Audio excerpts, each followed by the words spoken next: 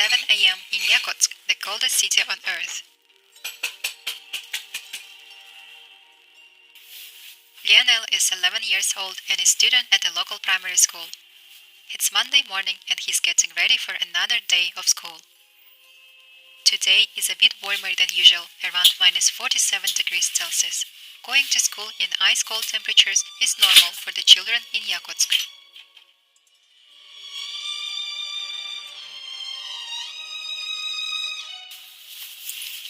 Lionel knows the importance of wearing proper clothes to reach school safely. He puts on padded trousers and boots to keep his legs warm, and a warm jacket to make sure that the cold air does not reach his skin.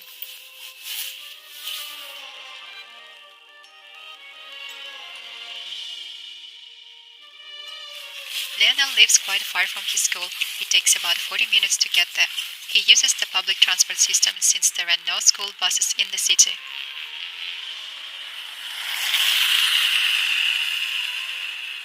Luckily, there are lots of bus stops located about 200 meters apart, ensuring that locals don't have to walk too far in the cold. Lionel waits for the bus out in the cold, hoping it arrives fast. He can only wait for a few minutes, and sometimes when the bus is delayed, he must quickly return home to avoid getting frostbite.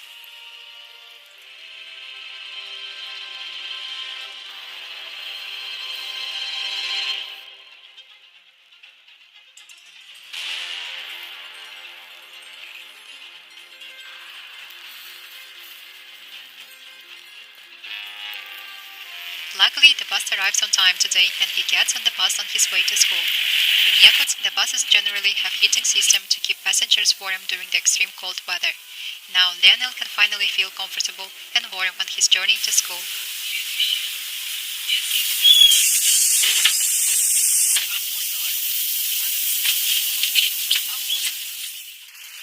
Lionel has classes from 8 a.m. to 1 p.m. 6 days a week from Monday to Sunday. In Yakutsk, the school year runs from September to June like in many other parts of the world.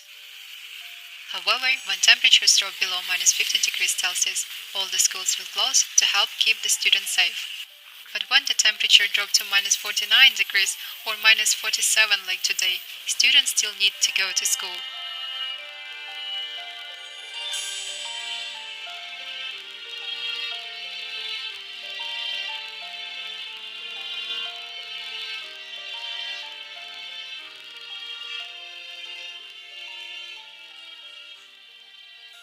Lionel arrives on time. His first class of the day is a literature class, which is his favorite.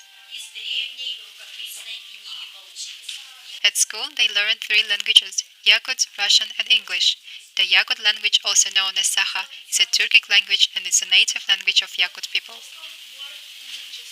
Next year, Lionel will move on to middle school. In Yakutia, primary school lasts for 4 years and students study a total of 11 years before going to university. Gaining admissions to university can be very competitive, so students in Yakutia begin preparing for the crucial Unified State exam as early as middle school. Now we are talking about applying to university, and I would like to share some very special, and that's its global admissions. I am very excited to introduce global admissions because they help me to apply to study abroad in China. Studying abroad totally changed my life and was a big reason why I started this YouTube channel. Global admissions is an online platform for applying to universities all around the world. It's actually very hard to find clear information about courses abroad and how to apply. Global admissions has huge choice, fast support, and it's also funded by universities, so applying to many universities can actually be free using the platform. If you are also considering studying abroad, whether it's bachelor, master, PhD, online, or short-term programs, you can check out Global Support of Changing My Life and so many other people.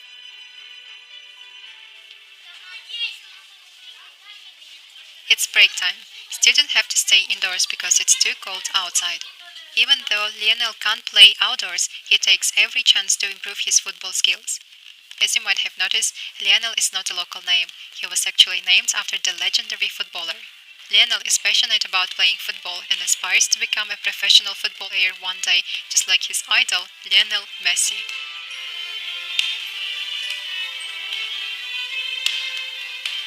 Teachers are also trying to keep children active by holding indoor activities like dance classes. This way, students can have fun and stay healthy even when the weather outside is harsh.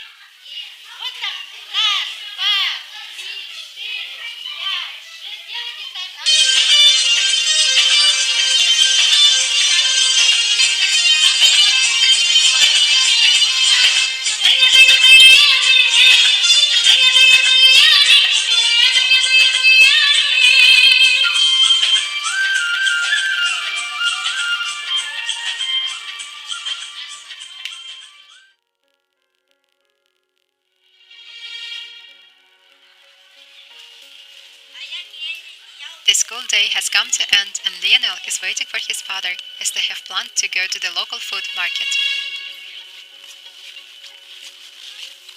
Lionel is the middle child of three siblings and his father Prokopy is a football coach at a nearby club. They share a deep passion for the sport, often training and watching matches together. Lionel's enthusiasm for football has only grown stronger, thanks to his father's unwavering support and guidance.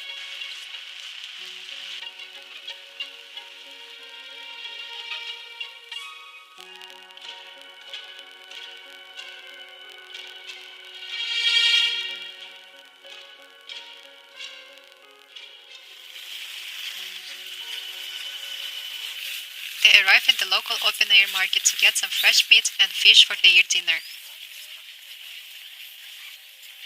The meat and fish remain naturally frozen as the outdoor temperatures are even colder than those in the freezer.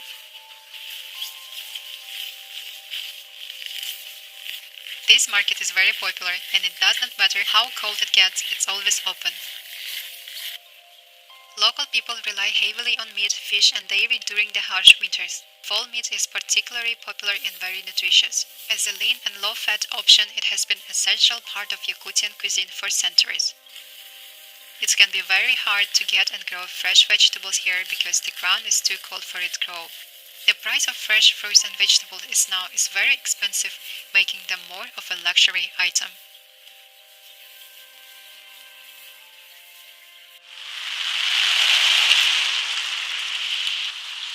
After a long day, Lionel and Prokopy return home.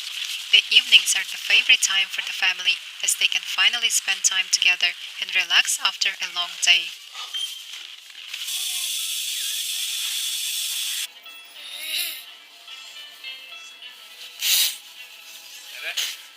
Despite the cold, the family takes every chance to go outdoors, not wanting to be confined indoors for 9 months of the year.